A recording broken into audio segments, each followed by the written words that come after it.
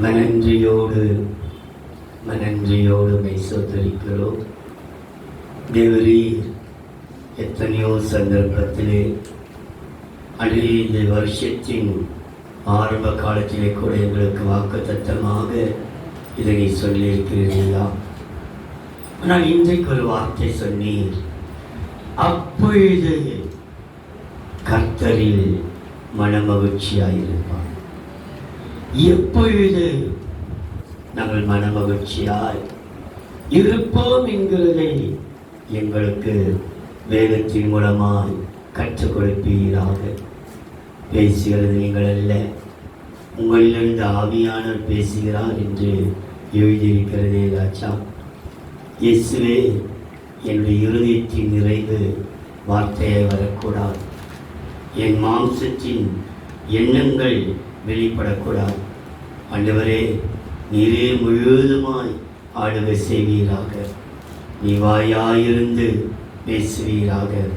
இந்த சத்தியத்தை கேட்கக்கூடாதபடிக்கு கொண்டு வருகிற எல்லா தூக்க மயக்கங்கள், அசதிகள், சோர்வுகள், பலவீனங்கள், பல எண்ணங்கள் இயேசுவின் நாமத்திலே கட்டி அப்புறப்படுத்துகிறேன். வான மண்டலத்துள்ள பொல்லாதாவின் கிரியைகளை இயேசு கிறிஸ்துவின் நாமத்திலே கட்டி சபிக்கிறேன். கர்த்தாவே, ஆவியானவர் விடுதலை உள்ளாவி வருவீராக, நீர் பேசுவீராக. உடைய நாமத்தை மகிமைப்படுத்திக் கொள்ளும் இயேசுவின் நாமத்தில் பிதாவே. கர்த்தர் நல்லவர். இந்த ஏசாயா 58 அதிகாரம் 14 வசனம் இப்படியாய் சொல்லுகிறது. அப்பொழுது அந்த வசனம் ஆரம்பிக்கப்படும் பொழுது எப்படி ஆரம்பிக்கிறது? அப்பொழுது கர்த்தரில் மனமகிழ்ச்சியாயிருப்பாய் என்று கர்த்தருடைய வாய் சொல்லிற்று. அப்பொழுது என்று சொல்லுகிறாரே, நாம் எத்தனையோ துக்கங்களை சந்தித்துக் கொண்டிருக்கிறோம். எப்பொழுது நாம் மகன மகிழ்ச்சியாய் இருப்போம் என்று வேதம் சொல்கிறதை தியானிப்பதற்கு முன்பாக இன்னொரு வசனத்தை வாசிக்கலாம். உன்னத பாட்டு 7 அதிகாரம் 6 வசனம். உன்னத பாட்டு 7 அதிகாரம் 6 வசனம். மனமகிழ்ச்சியை உண்டாக்கும் என் பிரியமே, மனமகிழ்ச்சியை உண்டாக்கும் என் பிரியமே, நீ எவ்வளவு ரூபவதி, எவ்வளவு ரூபவதி, நீ எவ்வளவு இன்பம் உள்ளவள், எவ்வளோ இன்பம் உள்ளவள். மனமகிழ்ச்சியை கர்த்தர் நமக்கு கொடுக்க அவர் வல்லவராயிருக்கிறார். அப்பொழுது நீ கர்த்தரில் மகிழ்ச்சியாயிருப்பார். நாம் எந்த சூழ்நிலையிலே மனமகிழ்ச்சியாய் இருப்போம் என்று வேதம் சொல்லுகிறதை சுருக்கமாக எடுத்து நான் சொல்லுகிறேன் என்றால், அந்த வார்த்தை அப்பொழுது கர்த்தரில் மனமகிழ்ச்சியாய். மனமகிழ்ச்சி முகமகிழ்ச்சி தரும் என்று சொல்லப்பட்டிருக்கிறது. நம்ம உள்ளத்திலே ஒரு மன மகிழ்ச்சியாக உட்கார்ந்து இருக்கிறோம். இன்றைக்கு இந்த நிமிஷம் வரைக்கும் உள்ளத்திலே மகிழ்ச்சி இல்லை, பலவிதமான துக்கத்துடன் உட்கார்ந்து இருக்கிறோம். ஆனா இந்த மன மகிழ்ச்சியை பெற்றுக்கொள்ள வேதம் நமக்கு வழி சொல்லுகிறது. அந்த வழியை நீ கடைபிடிப்பாயனால் காலமெல்லாம் நமக்கு மன மகிழ்ச்சி உண்டாகும். நீ அதை கடைபிடிக்காத பட்சத்திலே நீ மன மகிழ்ச்சியை பெற்றுக்கொள்ள முடியாது.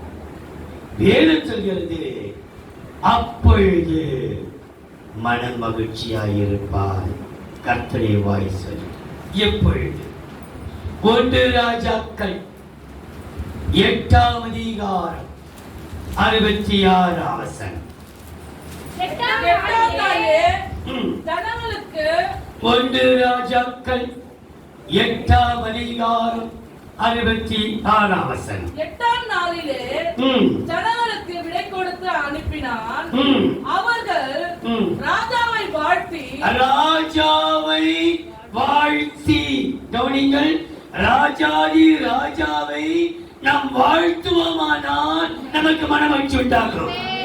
நீ முறுமுறுக்க வேண்டிய அவசியம் அல்ல, துக்கப்பட வேண்டிய அவசியம் அல்ல, வேதனைப்பட வேண்டிய அவசியம் அல்ல.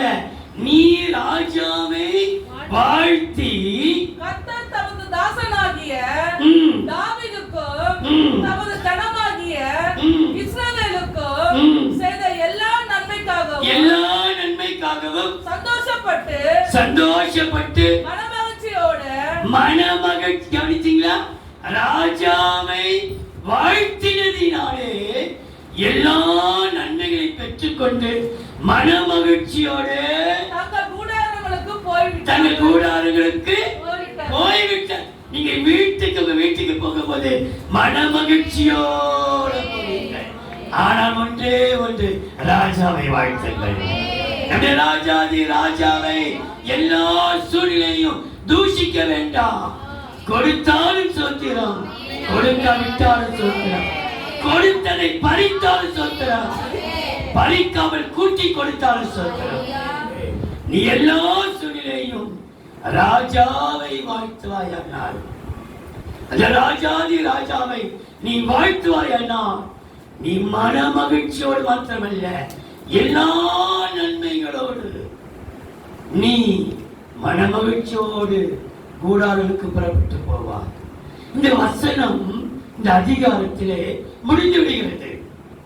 ஆனால் இதே வசனம் இன்னொரு அதிகாரத்தில் வருகிறது. ஆனால் அது தொடர்கிறதை பாருங்கள். இது கடைசி வசனம் 66 முடிகிறது. இதே வசனம் சொல்லப்பட்டிருக்கிறது பாருங்கள். 2 நாளாகமம் 7ஆம் அதிகாரம் 10-11. கவனியுங்கள். 2 நாளாகமம் 7ஆம் அதிகாரம் 10-11.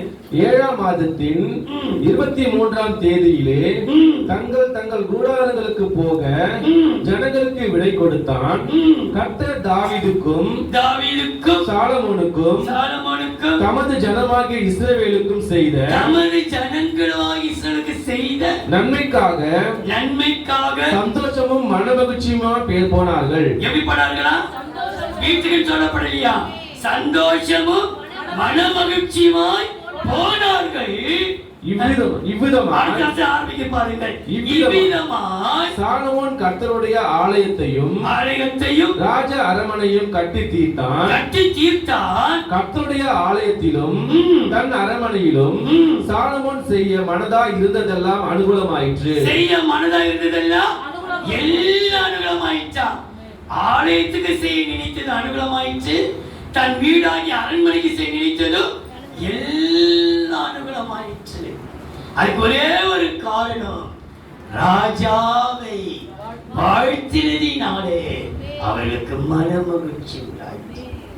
இன்றைக்கு நம்ம ராஜாவை வாழ்த்த வேண்டும். நம்ம ராஜா யார்? ஆண்டவராகிய இயேசு. யூத ராஜாவே நீ வாழ்க என்று இயேசுவை வாழ்த்தினார்களாம். எப்படி வாழ்த்தினார்களாம்? யூதருடைய ராஜாவே நீ வாழ்க என்று வாழ்த்தினார்களாம். மார்க்கு சுவிசேஷம் 15ஆம் அதிகாரம் 18ஆம் வசனம். யூதருடைய ராஜாவே, யூதர் துதிகளின் ராஜாவே. மார்க்கு 15:18 யூதருடைய ராஜாவே வாழ்க என்று அவரை வாழ்த்தி யூதருக்கு ராஜாவே நம்மை வாழ்க, இயேசு நாமம் வாழ்கவே வாழ்கவே. அவரை வாழ்த்துவோம். வாழ்த்த வாழ்த்த வாழ்த்த கர்த்தர் நமக்கு ஒரு மன மகிழ்ச்சியை கர்த்தர் உண்டாக்கும். தேவப்பிள்ளைகளே, நீ மனமகிழ்ச்சியா இருக்க கர்த்தரை வாழ்த்தும் பொழுது அந்த மனமகிழ்ச்சியோடு கர்த்தர் கொடுக்கிற நன்மைகளே 1-2 சொல்லுகிறேன் பாருங்கள். 2 சாமுவேல் 14ஆம் அதிகாரம் 22ஆம் வசனம். 2 சாமுவேல் 14ஆம் அதிகாரம் 22ஆம் வசனம். அப்போது யோவாப் தரையிலே முகம் குப்புற விழுந்து வணங்கி ராஜாவை வாழ்த்தி யாரை வாழ்த்தி? ராஜாவை வாழ்த்தி ராஜா தமது அடியானுடைய வார்த்தையின்படி செய்ததினால் என் ஆண்டவனாகிய ராஜாவின் கண்களில் எனக்கு தயை கிடைத்தது. தயவு கிடைத்தது.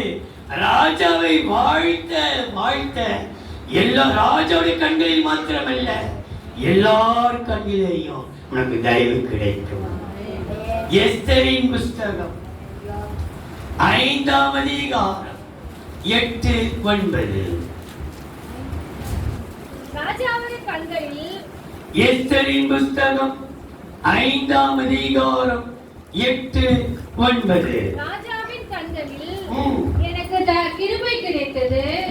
என் வேண்டுதலுக்கு கட்டளையிடவும் ம். என் விண்ணப்பத்தின்படி செய்யவும் ம். ராஜாவுக்கு சித்தமாயிருந்தால் ம். ராஜாவாகிய ஆமோனும் ம். நானும் இன்னும் ம்.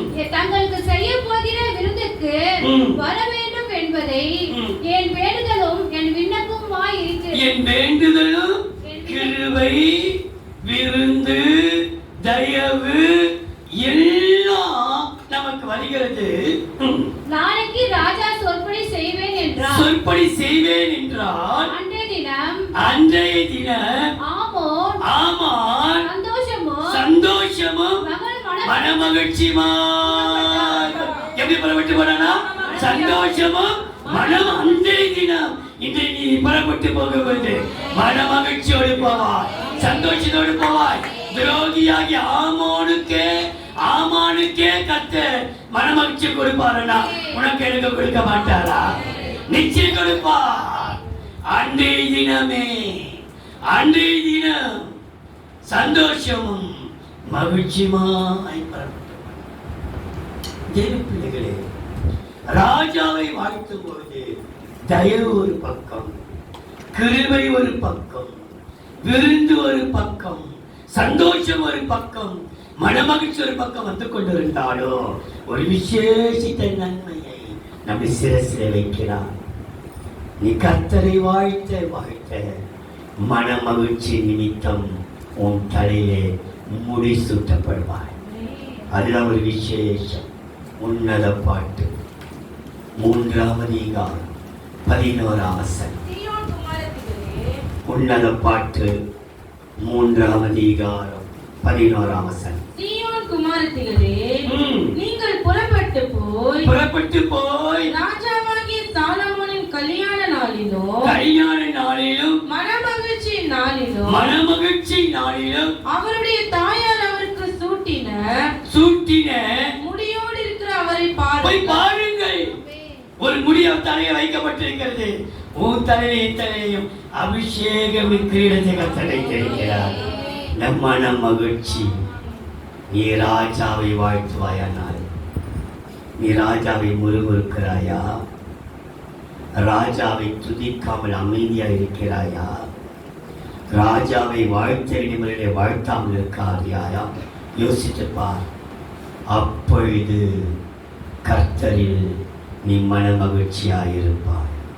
கர்த்தரை வாயிலை சொல்லிட்டு எப்பொழுது ராஜாவை வாழ்த்தும் பொழுது நீ மனமகிழ்ச்சியாயிருந்து அவருடைய முடிசூடுதலை நீ பெற்றுக்கொள்ளுவாய். உனக்கு கர்த்தவனுக்கு முடிசூட்டுவான். நன்மையினாலும் கிருபையினாலும் நம்மை முடிசூட்டுகிறதே. மனமகிழ்ச்சி. ராஜாவை வாழ்த்தும் போது கர்த்தருனுக்கு முடிசூட்டுவார். 2வது யோபின் புஸ்தகம் 22ஆம் அதிகாரம் 26-27. யோபு 22ஆம் அதிகாரம் 26-27. அப்பொழுது சர்வ வல்லவர் மேல் மனமகிழ்ச்சியாயிருந்து தேவனுக்கு நேராக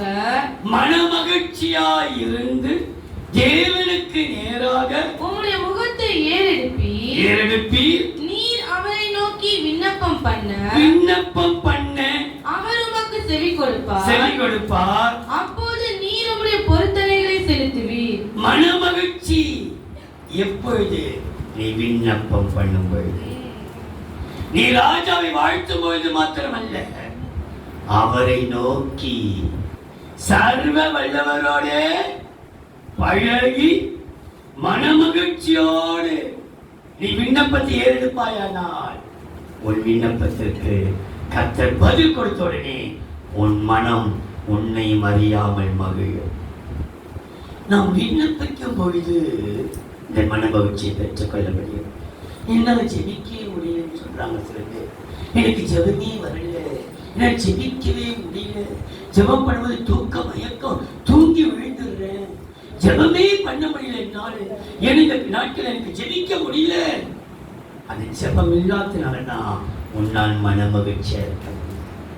உன்னை தேடி பிரச்சனை வருது, கைப்பட்டாலும் குற்றம், கால் பட்டாலும் குற்றம், சின்ன சின்ன பிரச்சனை கூட பூகம்பம் வெடிப்பதற்கு காரணம் நீ அவரை நோக்கி விண்ணப்பம் பண்ணாததினால்தான் அந்த மகிழ்ச்சியுடைய இல்லை.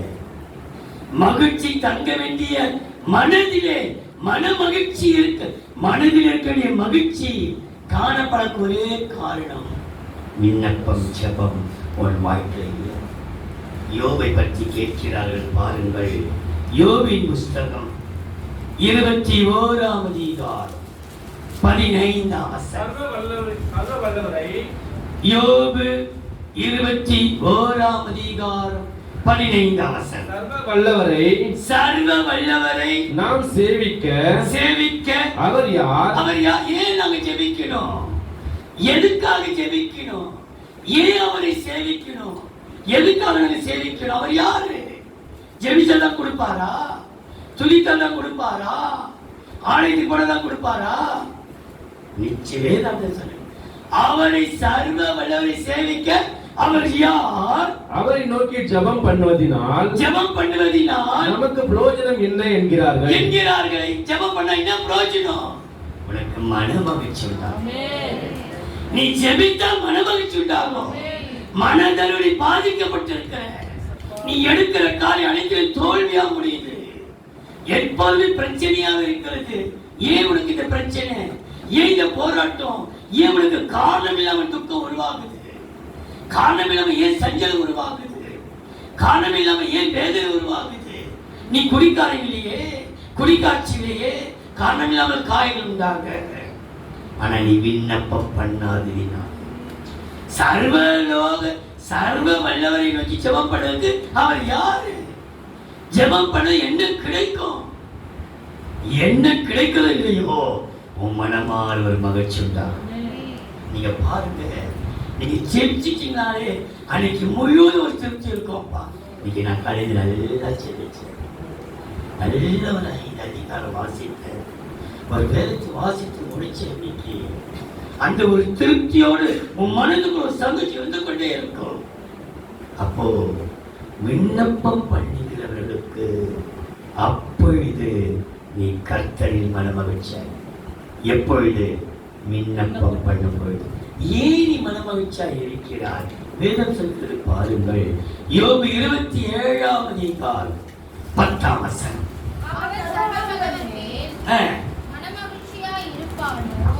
யோபு 27ஆம் அதிகாரம் 10ஆம் வசனம். அவன் சர்வ வல்லவர் மேல் மனமகிழ்ச்சியாய் இருப்பானோ அவன் எப்பொழுதும் தேவனை தொழுது கொண்டிருப்பான். எப்பொழுது தேவனை தொழுது கொண்டு எப்பொழுது ஜெபித்துக் கொண்டிருப்பான்? எப்பொழுதும், எல்லா வேளையிலேயும், எந்த சூழ்நிலையும் தேவனுக்கு இடம் கொடுக்கும் போதெல்லாம் உன்னால் தொழுது கொள்ள முடிகிறதா?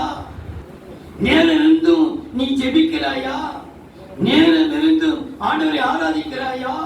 நேரம் கொடுத்தும் அந்த நேரத்தில் எப்படி செலவழிக்கிறாய்? நீ மனமகிழ்ச்சியா இருக்க நீ தொழுது கொள்கிறாயோ?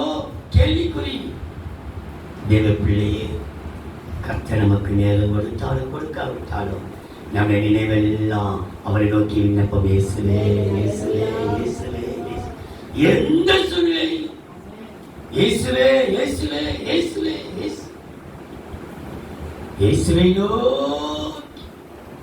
அப்போ அப்படி விண்ணப்பம் நம்ம பண்ண பண்ண பண்ண இந்த விண்ணப்பத்தினாலே மனமகிழ்ச்சி கிடைக்கிறது மாத்திரமல்ல, அதனோடு நமக்கு ஒரு ஆசீர்வாதத்தை கொடுக்கிறார். 37ஆம் சங்கீதம் 4ஆம் வசனம். அவர் உன் இருதயத்தின் வேண்டுதல்களை சங்கீதம் 37ஆம் சங்கீதம் 4ஆம் வசனம் 11ஆம் வசனம். கர்த்தரிடத்தில் மனமகிழ்ச்சியாயிரு. கர்த்தரிடத்தில் மனமகிழ்ச்சியாயிரு.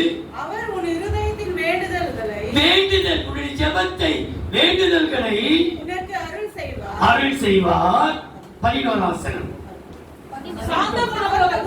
சாந்த குணமுள்ளவர்கள் பூமி சுதந்தரித்து மிகுந்த சமாதானத்தினால் பூமியை சுதந்தரித்து கர்த்தருக்கு ஒரு சுதந்திரத்தை தருவார். கர்த்தருடைய வாய் சொல்லிடுச்சு, உன் தகப்பனாக யாக்கோபுடைய சுதந்திரத்தால் உன்னை போஷிப்பேன் என்று கர்த்தருடைய வாய் சொல்லிடுச்சு. உன்னை சுதந்திரம் தருவார்.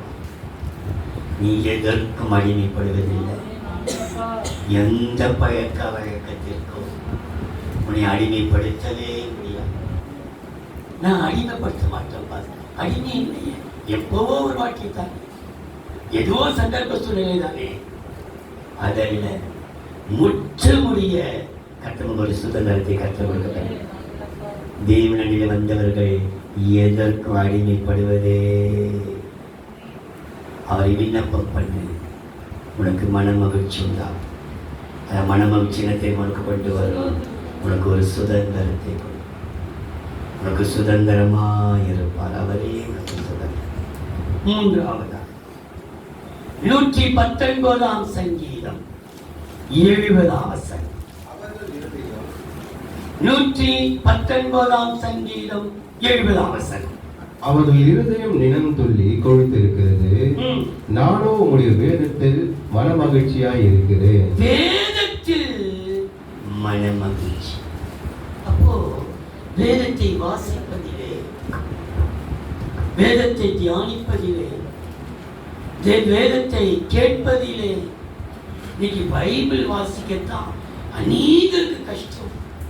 பைபிள் படிக்கவே முடியல. நீங்க பாருங்க, எவ்வளவு நேரம் போனை பார்க்க சொன்னா பல மணி நேரம் பார்ப்பார்கள். ஆனா ஒரு 5 நிமிஷத்தில் பைபிள் வாசிட்டு பாரு, அப்படி தூங்கி விழுந்துட்டு இருப்பாங்க. அப்படியே தூங்கி விழுந்துருவான். எப்பா இவ்வளோ நேரம் நீ ஆட்டம் ஆடிட்டு இருந்த, ஒரு 5 நிமிஷத்துக்கு உட்காந்து ஒரு பைபிளை திறந்து வந்து தலை தூங்கிடும். ஏன்னா வாசி விட மாட்டாங்க. மனமகிழ்ச்சி, உன மனமகிழ்ச்சி கெடுக்கக்கூடியது எது? வேதத்தை வாசிக்க முடியாத அளவுக்கு தடைகள். நீங்கள் 119ஆம் சங்கீதத்தை எல்லாரும் எடுத்துக்கொள்ளுங்கள். நான் சொல்ற வசனத்தை வாசியுங்கள். 77ஆம் வசனம். 77ஆம் வசனம். நான் பிழைத்திருக்கும்படிக்கு உம்முடைய இரக்கங்கள் எனக்கு கிடைப்பதாக உம்முடைய வேதம் என் மனமகிழ்ச்சி. உம்முடைய வேதம் என் ஒவ்வொன்றையும் எப்படி சொல்றாரு? உம்முடைய வேதம் என்னுடைய மனமகிழ்ச்சி. 92ஆம் வசனம். நான் எவ்வளவு பெரியவனாய் இருக்கிறேன். 92ஆம் வசனம். மனமகிழ்ச்சியாய் இராதிருந்தால் என் துக்கத்திலே அழிந்து போயிருப்பேன். 165ஆம் வசனம். மிகுந்த சமாதானம் உண்டு. அவர்களுக்கு இடரில்லை. இடர் வேதத்தை நேசிக்கதான் இருக்கலாம். மிகுந்த சமாதானம் அவளுக்கு இடரே இல்லை. 174ஆம் வசனம்.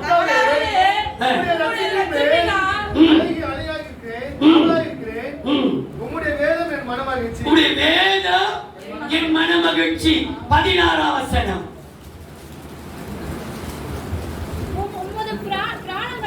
உம்முடைய பிரமாணங்களிலே மனமகிழ்ச்சியாய் இருக்கிறேன். உம்முடைய மன வசனத்தை மறக்கவே மாட்டேன்பா. எதை மறக்கிறேன் இல்லையோ உடைய வசனத்தை மறக்க மாட்டேன். ஏன் தெரியுமா? வேதம் தான் நம்முடைய மனமகிழ்ச்சி. இந்த வேதத்தை நீ தியானிக்க, வேதத்தை புரியுதோ புரியலையோ, நான் திரும்ப திரும்ப சொல்றேன், உங்களுக்கு புரியுதோ புரியலையோ, கஷ்டமா இருக்குதோ, கணக்கு போல, இங்கிலீஷ் போல, ஜாகிரபி போல என்னமோ எனக்கு வாசிக்க சொல்லுது, எங்க அம்மா வாசிக்க சொல்லுது, நீ வாசித்து முடிச்சிடு. ஒரு முறை ஆகியும் காலேஜ் போன பிள்ளைகள் அல்லது எல்கேஜிலிருந்து +2 வரைக்கும் முடித்திருக்கிற பிள்ளைகள், இல்லை எல்கேஜிலிருந்து 10th வரைக்கும் போன பிள்ளைகள் ஒரு முறை ஆகியும் இந்த பைபிள் வாசித்து முடித்திருக்கிறீர்களா என்று ஒரு இதயத்தில் வைத்து மனசாட்சி கேட்கிறார். எல்கேஜியில் எத்தனையோ புக்கு படிச்சீங்க, யூகேஜியில் எத்தனையோ புக்கு படிச்சீங்க, 1ஆவதுலேருந்து 10ஆவது வரைக்கும் புது புக்கா படிச்சீங்க. ஆனா இந்த காலேஜ் போல பிற்பாடு கூட இந்த வேதத்தை வாசிக்காவிட்டால் நமக்கு ரொம்ப வேதனையாயிரும். ஆனா ஒரு முறை ஆகியும் இந்த வேதத்தை வாசிக்க முடியும். கர்த்தர் கிருபை தருவாராக. இப்படி வேதத்தை தியானிக்க வாசிக்க காணப்படுமானால் இந்த வேதம் நமக்கு கொடுக்கிற ஆசத்தை பார். ஏசாயாவின் புஸ்தகம் 51ஆம் அதிகாரம் 4 ஆசை. இளைப்பாறுதலுக்கு ஏசாயா 51:4. என் ஜனங்களே செவி கொடுங்கள். ஏசாயா 51ஆம் அதிகாரம் 4 ஆசை. என் ஜனங்களே எனக்கு செவி கொடுங்கள். எனக்கு செவி கொடுங்கள். என் ஜாதியாரே என் ஜாதியாரே என் வார்த்தை கவனியுங்கள். என் வார்த்தை கவனியுங்கள். வேதம் என்னிலிருந்து வெளிப்படும். வேதம் என்னிலிருந்து வெளிப்படும். என் பிரமாணத்தை ஜனங்களின் வெளிச்சமாக என் பிரமாணத்தை எப்படி செய்வேன்? ஜனங்களுக்கு வெளிச்சமா என்ன செய்வாரா? ஸ்தாபிப்பேன். அதை யாரால் அழிக்க முடியாது. உன்னை கர்த்தர் கலங்கிற விளக்கமாய் மாற்றுவார். உன்னை வெளிச்சமாய் மாற்றுவார். உன்னை இருண்டு போகவே மாட்டார். உன்னை இருட்டுகிற இருளெல்லாம் விலகும். உன் கண்களுக்குள் இருக்கிற இருளெல்லாம் விலகும். உன் கைக்குள்ள எல்லா இருளும் விலகும். வேதம் உன்னை வெளிச்சமா. வேதமே வெளிச்சம் என்று போடப்பட்டிருக்கிறது. வேதமே வெளிச்சம், கட்டளையே விளக்கு. அப்ப வேதமே வெளிச்சம். அப்ப கர்த்தர் வெளிச்சமா. ஆனா தேவ பிள்ளைகளே, அவர் வெளிச்சமாக்கின பிற்பாடு ஜனங்கள் அந்த வாழ்ந்து வருகிற வார்த்தை, இவங்க வேதத்தை இருக்கிறாங்க, படிக்கிறாங்க, இவங்க வாயில கெட்ட வார்த்தை வருது, இவங்க வாயில பொய் வருது, நான் பெருமை பீச்சிக்கிறோம், நான் பெருமை பெருமை பெருமை. வாயிலே வேதத்தை தேடுவார்கள். வேதத்தை தேடுகிற வாயிலிருந்து என்ன வசனம் சொல்ல பாருங்கள். மல்கியா 2ஆம் அதிகாரம் 6ஆம் வசனம்.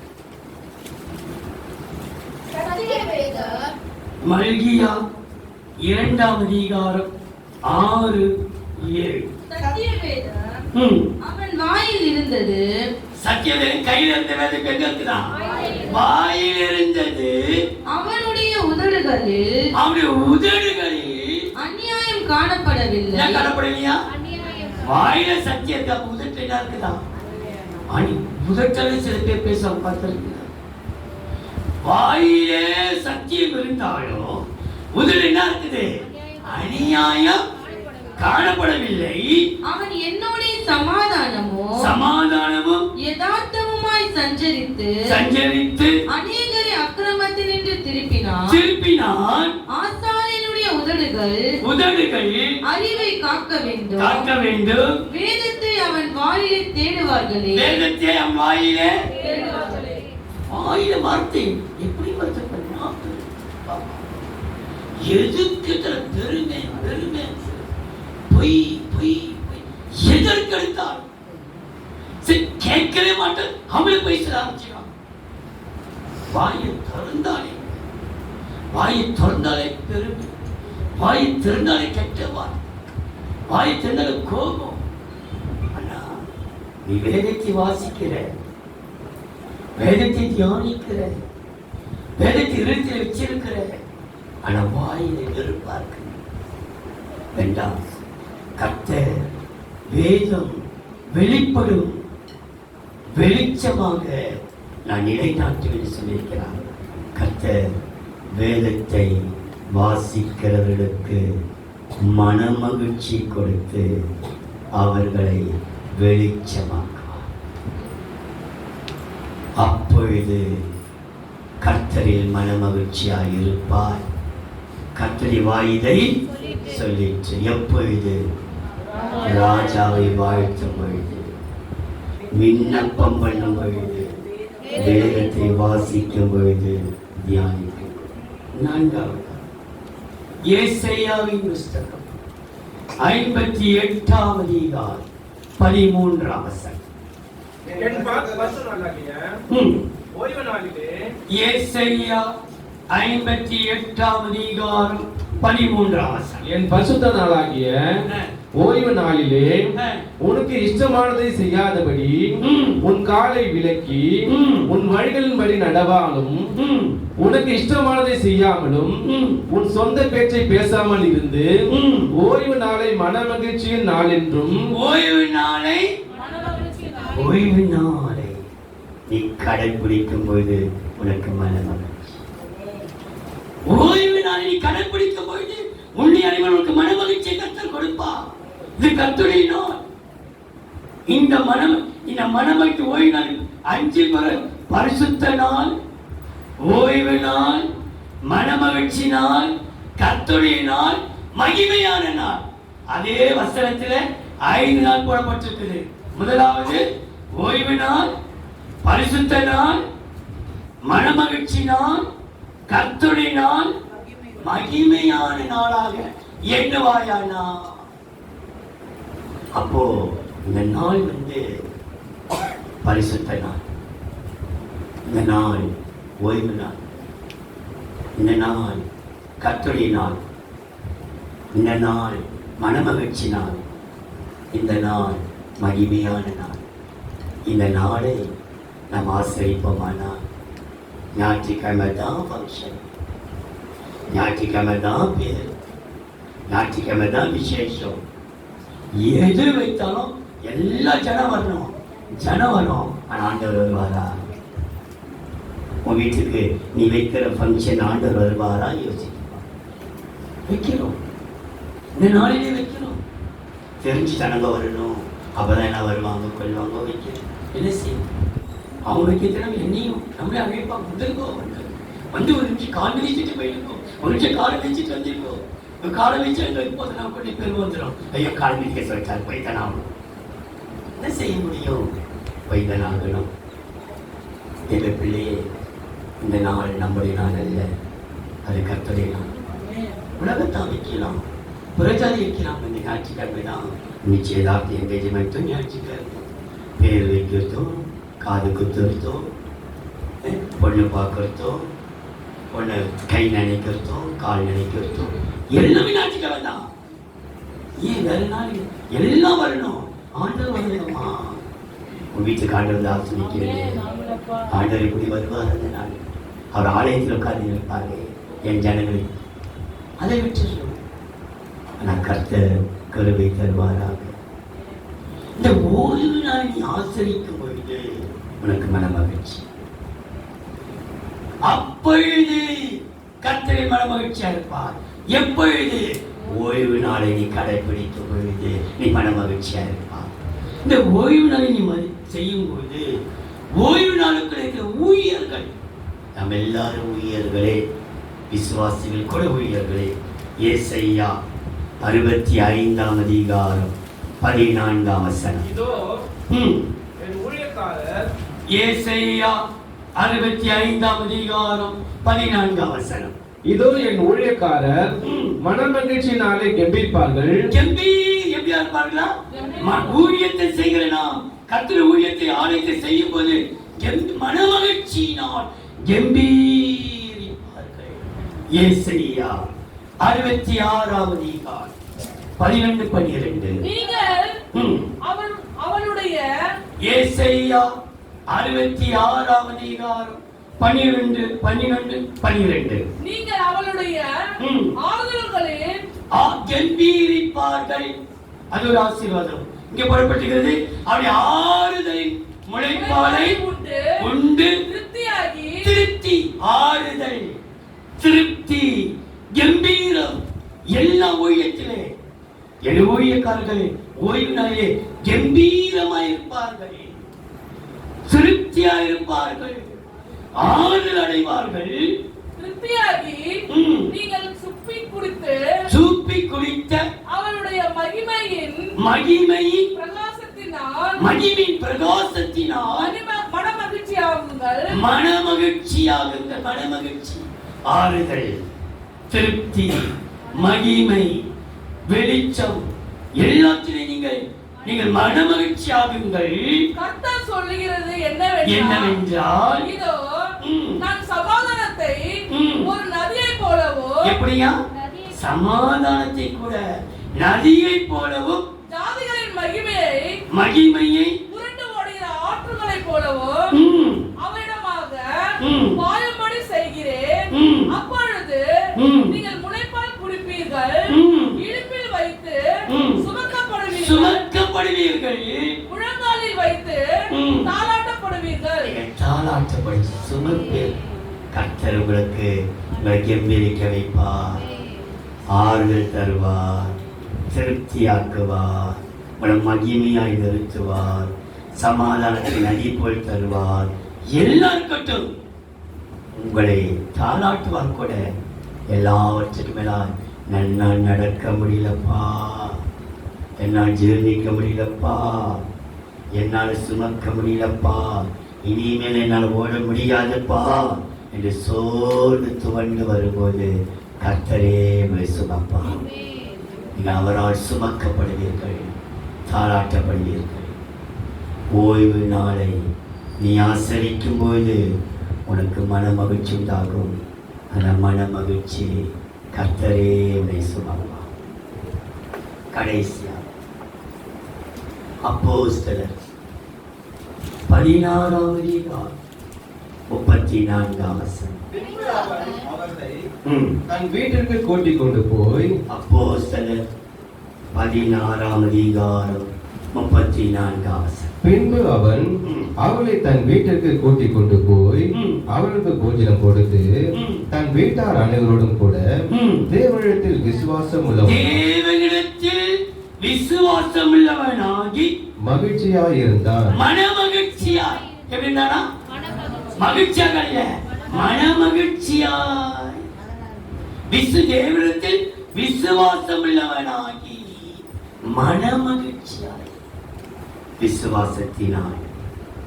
எப்படி தேவனிடத்தில் விசுவாசம் உள்ளவனாகி, அப்போ மனிதத்தில் விசுவாசமாக இருப்பார்கள், தேவனிடத்திலே விசுவாசம். அங்க சொல்லப்பட்டிருக்கிறது, அவனும் அவன் குடும்பத்தாரும் தேவனிடத்தில் விசுவாசம் உள்ளவனாகி மனமக. அப்போ நீ விசுவாசத்தில் இருக்கும் பொழுது உனக்கு ஒரு மனமகிழ்ச்சி. நீ விசுவாசி. இந்த விசுவாசத்தை குறித்து அதே அதிகாரம் பாருங்கள். அப்போஸ்தலர் 16 15 வசனம். அவளும் அப்போஸ்தலர் 16 15 அவள் வீட்டாரும் ஞானஸ்நானம் பெற்ற பின்பு அவள் எங்களை நோக்கி, நீங்கள் என்னை கர்த்தரிடத்தில் விசுவாசம் உள்ளவர் என்று எண்ணினால் என் வீட்டிலே வந்து தங்கியிருங்கள் என்று எங்களை வருந்தி கேட்டுக்கொண்டாள். நான் விசுவாசம் உள்ளவர் என்று அறிந்தா என் வீட்டுக்கு வந்து தங்கி வருந்தி அழைத்தாள். அப்போஸ்தலர் 14 9. பவுல் பேசுகிறதை கேட்டுக் கொண்டிருந்தான். அப்போஸ்தலர் 14 9. பவுல் பேசுகிறதை கேட்டுக்கொண்டிருந்தான். அவனை பவுல் உற்று பார்த்து, ரட்சிப்புக்கேற்ற விசுவாசம் அவனுக்கு உண்டென்று கண்டு. உண்டென்று அவனுக்கு ரட்சிப்புக்கேற்ற விசுவாசம் இருக்கிறது என்று கண்டு.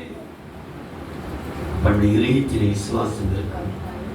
அவரைதானே நம்பி இருக்கிறேன், அவரைதானே நம்பி இருக்கிறேன், விசுவாசத்தோடு இருக்கிறோம். அவரை நம்பினவர்களை அவர் ஒருவரை கைவிடவே மாட்டார். நீ விசுவாசத்தில் இருக்கும் பொழுது விசுவாசம் செய்கிற காரியத்தை பாருங்கள். எபிரேயர் 11 39 வசனம்.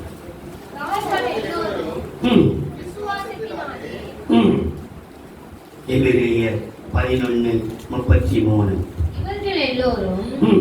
விசுவாசத்தினாலே ம். நற்சாட்சி பெற்றும் ம். வாக்குத்தத்தம் பண்ணப்பட்டதை ம். அடையாமல் போனார்கள். ம். அவர்கள் ம். நம்மை அல்லாமல் ம். பூரணராகாதபடிக்கு பாருங்கள், நற்சாட்சி, நற்சாட்சி, விசுவாசம் உனக்குள் இருக்குமானால் உன்னை பற்றி துர்ச்சாட்சி சொல்லவே சொல்றதுன்னு சொல்லலாம். அதை பற்றி கவலைப்படாத. தேவன் சொல்கிறார், ஆண்டவரே என் அவிசுவாசம் நீங்கும்படி எனக்கு உதவி செய்யப்பா. விசுவாசிக்கிறாயா? என்னால் கூடுதல் விசுவாசிக்கிறாயா? ஆமாண்டு விசுவாசிக்கிறேன். ஆகிலும் என் அவிசுவாசம் நீங்கும்படி எனக்கு உதவி செய்யுங்கப்பா, எனக்கு உதவி செய்யுங்கப்பா. எங்க இருக்க வசனம்? தகப்பன் கேட்கிறான் மகனிடத்துல, மகனுக்காக, ஆண்டவரே என் மகனை சுகமாக்குங்க. அவன் சிறு வயது தொடங்கி இதுவரைக்கும் அவன் இருக்கிறான். உம்மால் கூடுமானால் செய்யுங்க. விசுவாசி கூடுமானால் இது நடக்கும். என் விசுவாசி மார்க்கு 9ஆம் அதிகாரம் 23-24. மார்க்கு 9ஆம் அதிகாரம் 23-24. இயேசு அவனை நோக்கி, ம். நீ விசுவாசிக்க கூடுமானால் ஆகும், ம். விசுவாசிக்கிறவனுக்கு எல்லாம் கூடும் என்றார். என்றார். உடனே பிள்ளையின் தகப்பன், ம். விசுவாசிக்கிறேன் ஆண்டவரே, விசுவாசிக்கிறேன் ஆண்டவரே, என் அவிசுவாசம் நீங்கும்படி உதவி செய்யும் என்று அவிசுவாசம் நீங்கும்படி உதவி செய்யும் என்று கண்ணீரோடு சத்தமிட்டு சொன்னான். கண்ணீரோடு கர்த்தர் நமக்கு உதவி கரத்தை நீட்டுவார். அவள்தான் உதவி செய்வார். நீ விசுவாசிக்கும் பொழுது மன மகிழ்ச்சியை பெற்றுக்கொள்வார். அந்த மன மகிழ்ச்சி உனக்கு உதவி கரத்தை நீட்டும். கர்த்தரே உனக்கு உதவி செய்வார். அன்பின் தெய்வம், மனன்றியோடு சோதரிக்கிறோம். அப்பொழுது கர்த்தரில் மன மகிழ்ச்சியாயிருப்பார். கர்த்தருடைய வாய் இதை சொல்லிற்று. எப்பொழுது ராஜாவை வாழ்த்தும் பொழுது, விண்ணப்பம் பண்ணும் பொழுது, வேதத்தை வாசிக்கும் பொழுது, ஓய்வு நாளிலே வரும் பொழுது, விசுவாசத்தை நிலைக்கும் பொழுது எங்களுக்கு மன மகிழ்ச்சி உண்டாகும். இயேசுவே, வார்த்தைகளை விதைத்திருக்கிறேன், 100க்கு 100 பலன் தர வேண்டும் என்று விரும்புகிறேன். பலன் கொடுப்பீராக, ஆசீர்வதிப்பீராக, ஆசீர்வதிப்பீராக. இயேசுவின் நாமத்தில் பிதாவே, ஆமென்.